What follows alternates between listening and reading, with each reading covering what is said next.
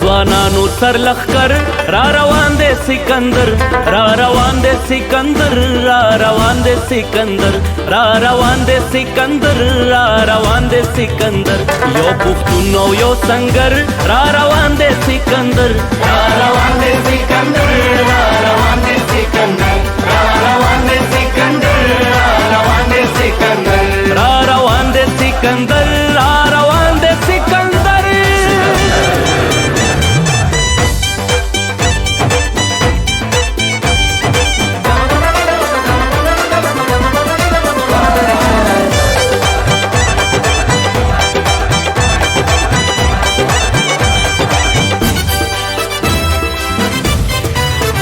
ټول پښتون په بدلېدو دی، ټول ولس په غونډېدو دی،